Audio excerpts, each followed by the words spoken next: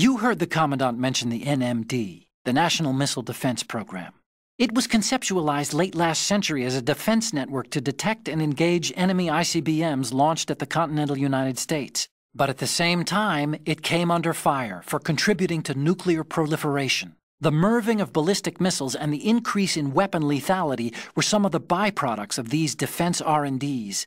There was a lot of opposition from the international community on the grounds that the program violated the Anti-Ballistic Missile Treaty. Russia and China were especially vocal in their criticism. Program deployment is a ways off in any case. The military hasn't been able to come up with a good technology to discriminate between actual targets and decoys. There are also other tech issues that have to be addressed. You heard the Commandant mention the NMD, the National Missile Defense Program. It was conceptualized late last century as a defense network to detect and engage enemy ICBMs launched at the continental United States. But at the same time, it came under fire for contributing to nuclear proliferation. The MIRVing of ballistic missiles and the increase in weapon lethality were some of the byproducts of these defense R&Ds. There was a lot of opposition from the international community on the grounds that the program violated the Anti-Ballistic Missile Treaty. Russia and China were especially vocal in their criticism. Program deployment is a ways off in any case. The military hasn't been able to come up with a good technology to discriminate between actual targets and decoys. There are also other tech issues that have to be addressed. The Marine Corps' defining character is that of an emergency response team in crisis situations. But the Army's been steadily enlarging its own crisis response capabilities, building on the strength of their medium brigade. Analysis is that the Marine Corps sees this as an infringement on their own domain and is more than a little alarmed.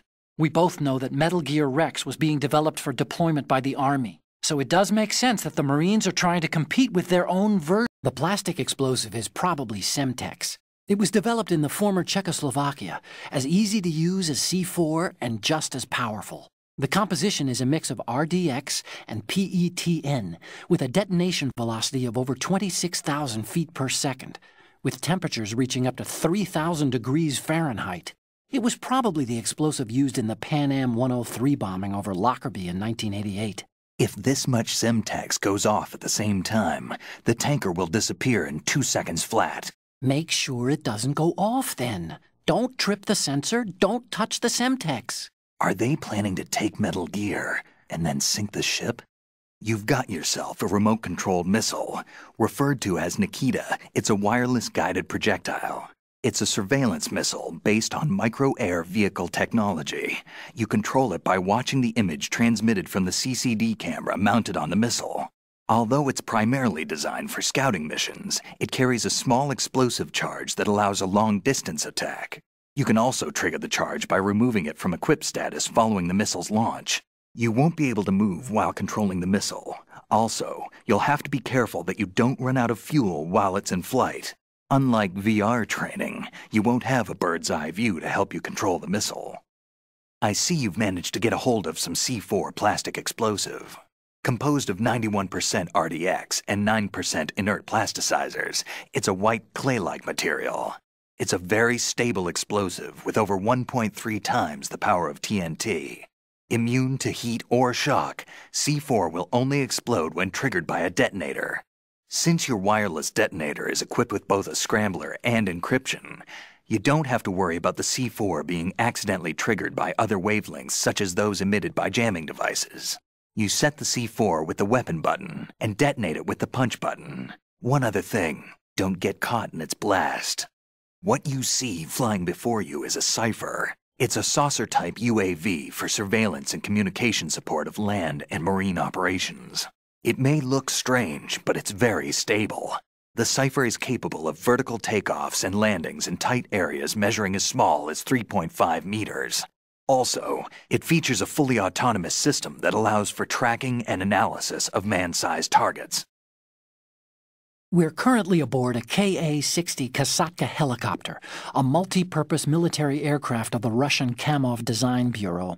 This copter is capable of handling various missions, including troop and supply transport, medical evacuation, target acquisition for attack copters, and all-weather scouting.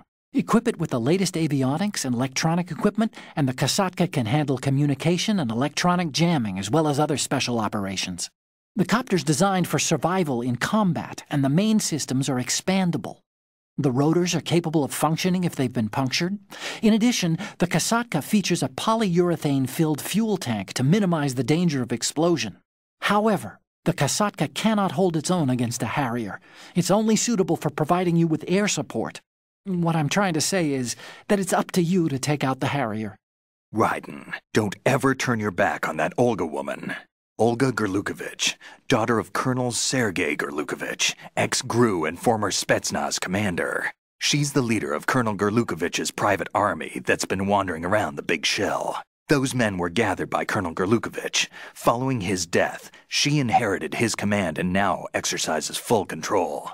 Her father's name was widely respected throughout the old Soviet regime, and he was the goal of just about every military man. Why would a respected soldier become a leader of those cutthroats? The collapse of the Republic resulted in a lot of unemployed soldiers. Most found themselves suddenly cast out into the civilian world, hopelessly lost. The colonel took these men in. He organized a mercenary army and led his men from battle to battle in various disputed regions around the world, hoping that one day he would rebuild his homeland. Rumor has it that during the Shadow Moses incident, he planned a rendezvous with Liquid Snake's men and assist in their uprising. I assume that the revolt figured into his reconstruction plans for the Soviet regime. I also heard that Ocelot, Liquid's right-hand man, was an old friend of the colonel's back in the old days of the Soviet Union. In any case, Olga inherited her father's military genius and has become a force to be reckoned with. She was born and raised on the battlefield, and she's as tough as she looks.